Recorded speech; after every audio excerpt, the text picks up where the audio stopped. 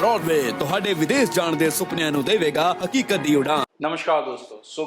Canada की तरफ से जो न्यू रूल्स आए थे पोस्ट स्टडी वर्क वीज़ा को लेके, जो उन्होंने अनाउंस किया था कि वो हर एक स्टूडेंट को नहीं देंगे लेकिन सभी यूनिवर्सिटी ग्रेजुएट्स को देंगे। अब इसे लेके पूरी क्लैरिटी ऑफ रूल्स आज उन्होंने लॉन्च कर दिए हैं, उनकी वेबसाइट पे है। आप गूगल पे जाके लिखें कनाडा PGWP न्यू रूल्स, तो आपको लिंक मिल जाएगा जहां पर आप इसे डिटेल में समझ पाएंगे। चीज़ों को समझ लो, जो मैं शुरू से कहता आ रहा हूं कि कनाडा फिल्टर कर रहा है अपने प्रोसेस को, उसको चाहिए अच्छे बंदे, स्टेम स्टूडेंट्स, जिसका मैंने कई बार शो डाला है। तो क्लैरिटी आपके सामने, अब इसके बाद कोई डाउट नहीं है, कोई शंका नहीं है। यही रूल है जो आने वाले फ्यूचर में बच्चों के ऊपर अप्लाई होगा। इसमें बहुत से बच्चों का शायद नुकसान भी होगा जो कनाडा में ऑलरेडी पढ़ चुके हैं या पढ़ रहे हैं, और वो शायद PGWP के लिए एलिजिबल कई बच्चे ना हो सकें। चीज़ों को ध्यान से समझिएगा। 1 नवंबर से जितनी भी files post study work visa की लगेंगी उन सब पर ये रूल अप्लाई है। 1 नवंबर के बाद जितनी भी फाइल्स लग रही हैं उन सब पर ये रूल अप्लाई है। रूल क्या कहता है? रूल ये कहता है कि अगर आप किसी भी यूनिवर्सिटी से कोई भी ग्रेजुएशन करते हैं, कोई भी मास्टर्स प्रोग्राम करते हैं, कोई भी PhD करते हैं, तो आपको बकायदा 3 साल का पोस्ट स्टडी वर्क वीज़ा मिलेगा without any problem. Only condition, आपको IELTS CLB लेवल 7 मतलब IELTS स्कोर 6 ईच साथ में देना होगा, अपनी कंप्लीटेड ग्रेजुएशन या मास्टर्स या PhD देनी होगी, और आप 3 साल का पोस्ट स्टडी वर्क वीज़ा ले सकेंगे 1 नवंबर या उसके बाद लगने वाली फाइल्स पे मैं कह रहा हूँ। और जो दूसरे बच्चे हैं, अगर आपने कोई भी और कोर्स किया है यूनिवर्सिटी से, कोई भी और कोर्स मतलब ग्रेजुएशन, मास्टर्स और PhD के अलावा कोई भी और कोर्स किया है, मान लो किसी ने डिप्लोमा ही यूनिवर्सिटी से कर लिया, क्योंकि बहुत सी यूनिवर्सिटीज़ हैं जो डिप्लोमास भी करवाती हैं, PG डिप्लोमास भी करवाती हैं, वोकेशनल कोर्स भी कराती हैं। तो ऐसा कोई भी और कोर्स आपने अगर यूनिवर्सिटी से किया है तो उन सब कोर्सेज के लिए आप, अगर इस प्रोफेशन के अंदर आपका स्टडी होगी जो लिस्ट उन्होंने दी है, तो ही आपको पोस्ट स्टडी वर्क वीज़ा मिलेगा। और साथ में आपको लेवल CLB 7 ही देना होगा अगर आप यूनिवर्सिटी में पढ़े हो, मतलब IELTS 6 ईच ही देना होगा चाहे आपने डिप्लोमा किया है। तो इस चीज़ को नोट कर लें, ये एक बड़ा चेंज उन्होंने कर दिया है। साथ में उन्होंने एक लिस्ट दे दी है अब उन प्रोफेशंस की, उन कोर्सेज की, उन ट्रेड्स की जिसके अंदर आप पोस्ट स्टडी वर्क वीज़ा ले पाएंगे। अगर आपका कोर्स वो वाला नहीं है तो आपको पोस्ट स्टडी वर्क वीज़ा नहीं मिलेगा। और अब जितने भी बच्चों ने कोई भी डिप्लोमा प्रोग्राम्स किए हैं किसी भी कॉलेज से, उनके ऊपर भी ये न्यू रूल अप्लाइड है। उन सब के जो फील्ड हैं, कोर्स हैं, वो डिफाइन कर दिए हैं इन्होंने। और यही जो कोर्सेज हैं, टोटल 966 कोर्सेज हैं, तकरीबन 966 कोर्सेज हैं जिसके अंदर पोस्ट स्टडी वर्क वीज़ा मिलेगा, बाकियों के अंदर नहीं मिलेगा। और ये जो पोस्ट स्टडी वर्क वीज़ा के कोर्सेज की लिस्ट है, इसे उन्होंने 5 पार्ट्स में डिवाइड कर दिया है। कौन से 5 पार्ट हैं? एग्रीकल्चर एंड एग्री फूड, इसे लेकर कोई भी कोर्स करते हो तो आपको पोस्ट स्टडी वर्क वीज़ा मिलेगा। हेल्थ केयर को लेके कोई भी कोर्स करते हो आपको पोस्ट स्टडी वर्क वीज़ा मिलेगा।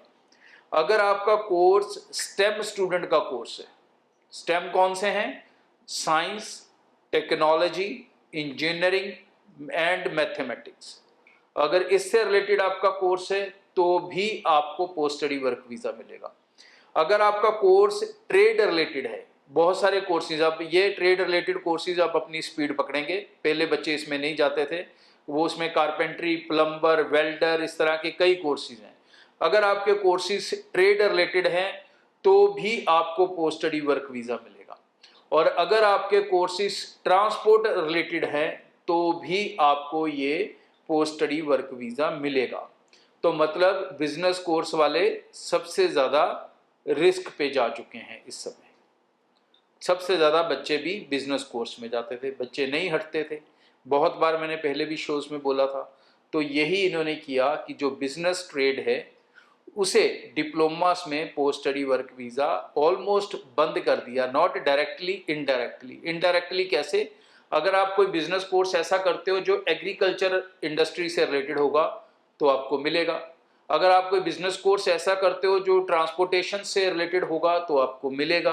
अगर आप कोई भी बिजनेस कोर्स ऐसा करते हो जो हेल्थ केयर से रिलेटेड है तो आपको मिलेगा। लेकिन अगर आप जर्नल बिजनेस एडमिनिस्ट्रेशन के कोर्स कर रहे हो, बिजनेस के कुछ और नॉर्मल फाइनेंशियल मैनेजमेंट ये वो कोर्सेज कर रहे हो तो आप रिस्क पे जा चुके हो। तो ये जो प्रोफेशंस हैं इनके अंदर पूरी लिस्ट इन्होंने दी है। इस लिस्ट को आगे से सेव भी करके रख लें, मैं लिंक भी दे दूंगा, क्योंकि जो भी नए बच्चे अब अप्लाई करेंगे उन्हें पहले देखना होगा कि उनका कोर्स इस लिस्ट में है।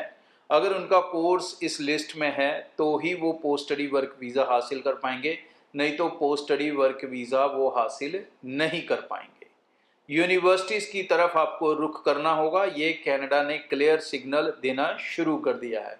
यही यूके में हो रहा है, यही ऑस्ट्रेलिया में हो रहा है, यही यूएस में हो रहा है और अब यही सिस्टम कनाडा में भी होगा। यूनिवर्सिटीज़ को ही प्राइमरली प्रमोट किया जाएगा। सो जो भी बच्चे डिप्लोमास करेंगे कॉलेजेस से उनको लेवल 5 अचीव करना है और लेवल 5 अचीव करके आल स्कोर जो तकरीबन 5 बैंड ईच है वो अचीव करके अपना पोस्ट स्टडी वर्क वीज़ा ले पाएंगे।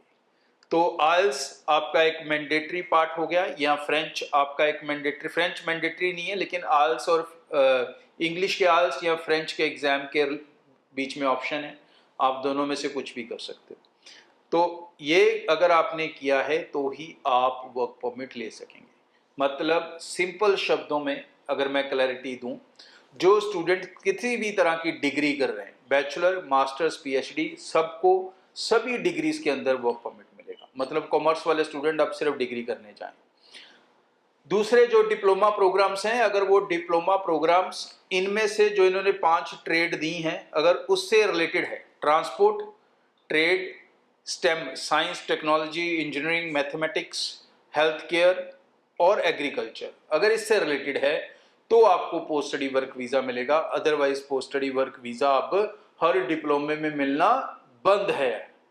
सो जो बच्चे पढ़ रहे थे वहाँ पे उनमें से काफ़ी बच्चों को नुकसान होगा, ये साफ दिख रहा है इस सिस्टम के ज़रिए। या उन बच्चों को और स्टडी लेनी होगी और ऐसे कोर्सेज करने होंगे जिनके अंदर वो फ्यूचर में फिर जाके पोस्ट स्टडी वर्क वीज़ा ले सकें, शायद यही ऑप्शन उनके पास बचा है। या उनको अपने डिप्लोमास को क्रेडिट ट्रांसफ़र करके यूनिवर्सिटी में जाके अपनी डिग्रीज को कंप्लीट करना होगा, खासकर वो बच्चे जिन्होंने बिजनेस के डिप्लोमास किए हैं। तो ये चेंजेस कनाडा की तरफ से क्लियर हो चुकी हैं। बच्चों के लिए पूरा रास्ता खुल चुका है, उनके पीआर का रास्ता खुल चुका है, उनके पोस्ट स्टडी वर्क वीज़ा का रास्ता खुल चुका है।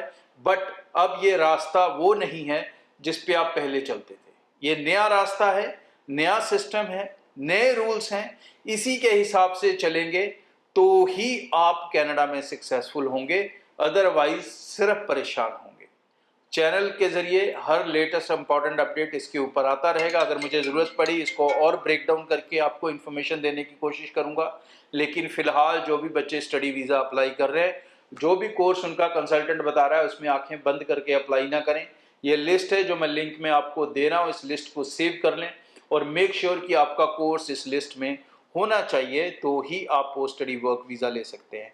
या फिर आप कोई भी डिग्री करने जाएं किसी भी यूनिवर्सिटी में तो भी आप डिग्री करके वर्क परमिट ले सकते हैं। आज के लिए इतना। चैनल को सब्सक्राइब ज़रूर कर लें क्योंकि यहाँ पर आपको दी जाती है factful and right information. Thank you. Broadway ਤੁਹਾਡੇ ਵਿਦੇਸ਼ ਜਾਣ ਦੇ ਸੁਪਨਿਆਂ ਨੂੰ ਦੇਵੇਗਾ ਹਕੀਕਤ ਦੀ ਉਡਾਨ।